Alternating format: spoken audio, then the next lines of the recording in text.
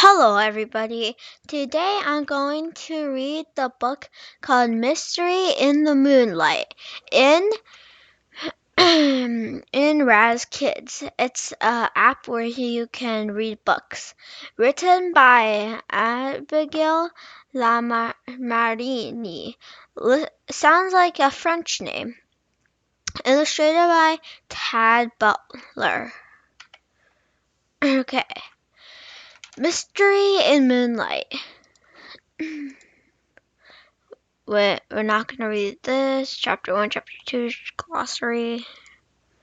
Okay, Chapter 1. Nico and Isabel Lopez were twins, but other being born the same day, they were almost nothing alike. They were fraternal twins, not identical twins. Nico was subternal, solidly built and handsome with a mane and curly hair. like his father, Isabel was smaller with shrinking green eyes, a sprinkle of freckles on her nose, and long, straight hair. Her mother, since the day they were born, Nico had been the thoughtful, quiet one, while Isabel spun their world with adventure and mischief. They were as different as night and day, but their personalities completed each other perfectly. They made friends easily, but like most twins, they remained close to each other. It had been a long, full summer in their neighborhood. Grady and Jessica Petrard, the twins' good friends who lived up in the streets. Everyone on the block had slept at least once, eating s'mores and telling stories. Late into the warm night, the scare the bin with their treehouse. Grady and Jessica had been on the center of attention that summer. For sure, most kids, Nico and Isabel included, were not watching plots to get their parents to build a treehouse too. The only other big news was that the treehouse across the street, the one had been vanced since last spring, had finally sold. A new family had moved in, and Mr. Lopez has heard from the real estate agency that they were named Bradford, and that why they had 10-year-old son named Andrew. This was great, except that no one gotten so much to glimpse of him. In fact, the whole Bradford family seemed absolutely invincible. One afternoon, Isabel and Nico were playing in their front yard when an enormous truck from Jarrett's ETC pulled up in front of Bradford's house. The twins tried to be casual about glancing over the house while workers redid every window treatment, putting up both blinds and drapes. Once they were done, not a thing could be seen inside. I guess I guess they like their privacy, Nico said. That's strange, Isabel said. I was hoping to meet a boy who lives there, maybe play some kickball, but I've never seen him at all. Isabel was good at kickball and never missed an opportunity. To the recent French player, Nico chucked, knowing how frustrating it must be for Isabel not to be able to make friends right away. I think there's something odd about that family, she said. Chapter 2. Another night when the moon was full, Isabel quietly but angrily knocked at Nico's bedroom door. Isabel, it's late. What's up with you? Nico asked. Isabel had her binoculars in her hand. She climbed on Nico's bed and peeked outside the window. Shh! Andrew Bradfoot is outside. Isabel whispered Nico through the binoculars and saw Andrew Bradfoot climbing the old oak tree. In the Bradford's yard, this certainly seemed like a funny time to be out climbing trees. If you ask me, Isabel said. Nico looked around the yard and saw Andrew's parents sitting at the patio table, happily playing cards by moonlight. Isabel looked very intent and a little mysterious. Don't you think it's strange that Bradfords are never outside during the daytime and that all their windows are covered? You've seen those creepy horror movies just like I have. Don't all these coincidences sound familiar? Nico rolled his eyes. Maybe they'll work at night, Isabel. I don't know. I'm sure there's a logical explanation. Oh, that's scary. Nico, that kid hasn't came out of the daylight even once they moved in almost a month ago. Remember when we moved there? The first thing we did was check out the neighborhood for kids our age, and Grady were best friends. And by the end of our week, remember? Isabel asked. Yeah, I do remember, but some kids are just shy and they don't want to make them monsters. You know, we could go over there and introduce ourselves, but let's just wait a day or so and see what happens, okay? But I think something very weird is happening there. She leaned into whisper in Nico's ear. Maybe it's even something spooky, and I think you forgot how to use your imagination. That's okay. It's that's okay. That's okay. Is you've got enough imagination for both of us, Nico said to Isabel. Isabel looked annoyed and a little hurt. She sighed and went back to her room.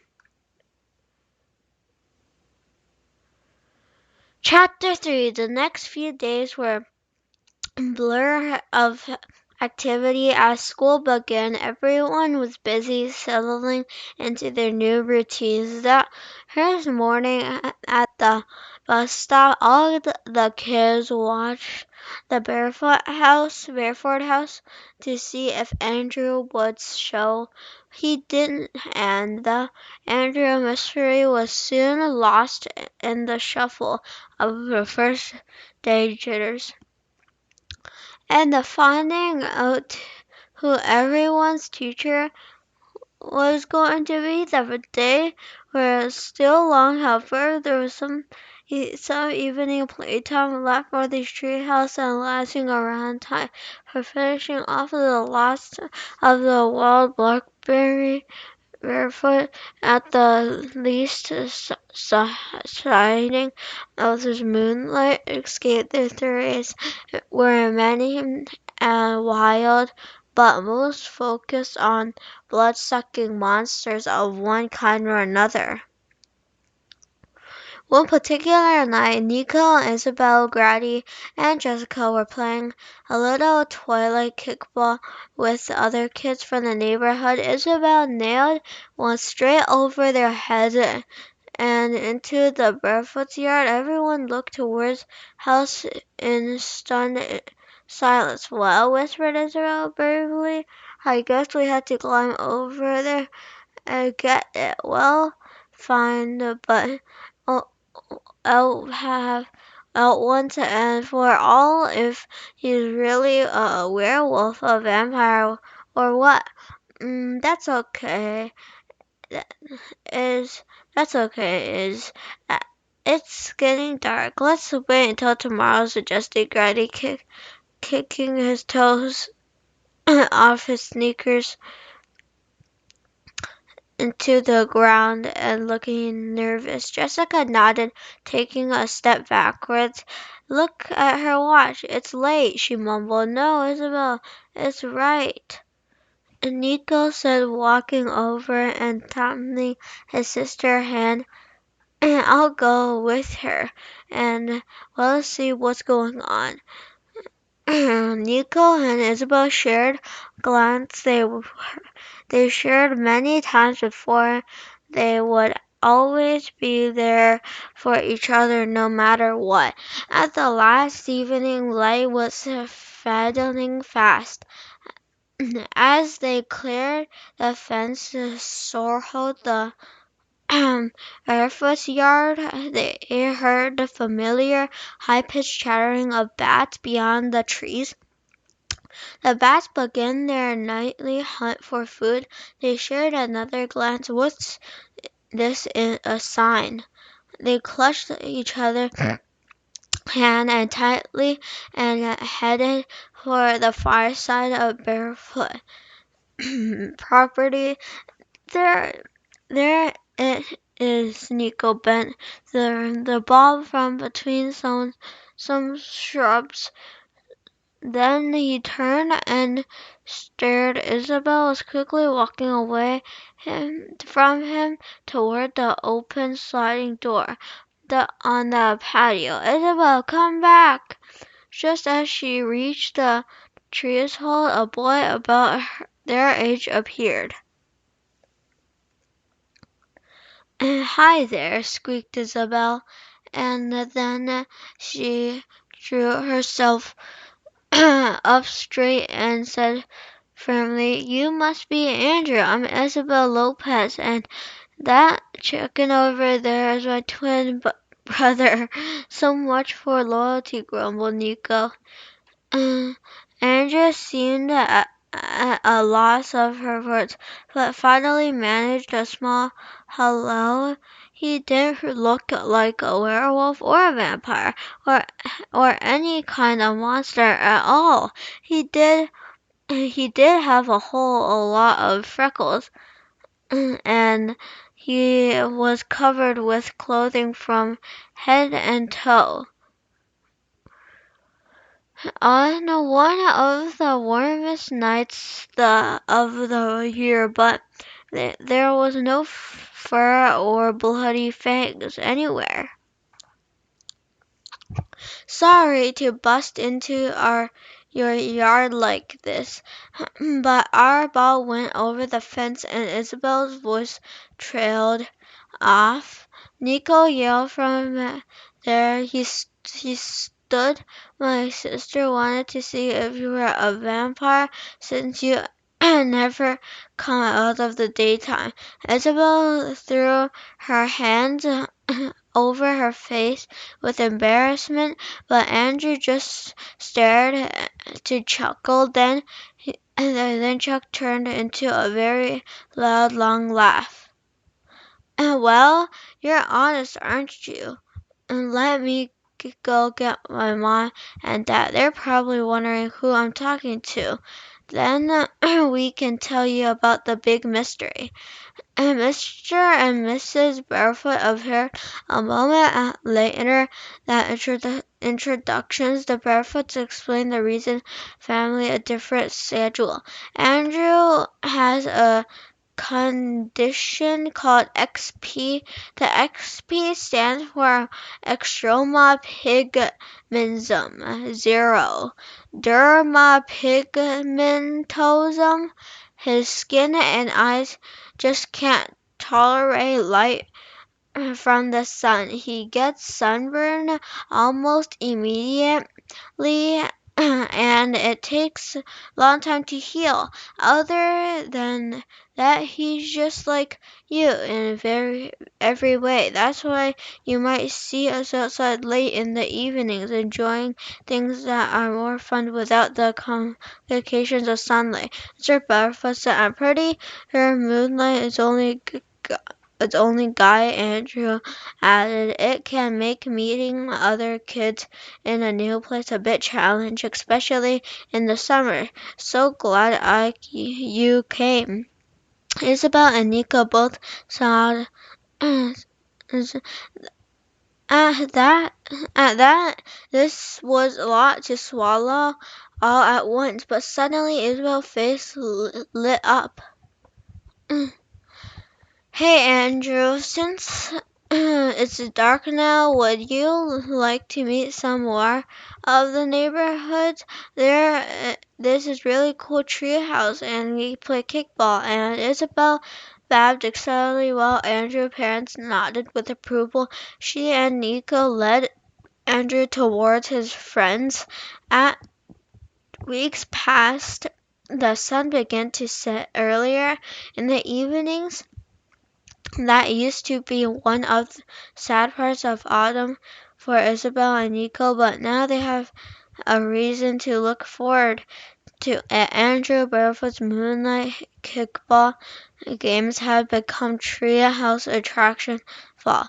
Okay, now it's the glossary. If I'm just gonna skip it, but if you want to read it for some reason, because I don't think anybody likes to read the glossary, you can pause it and read it.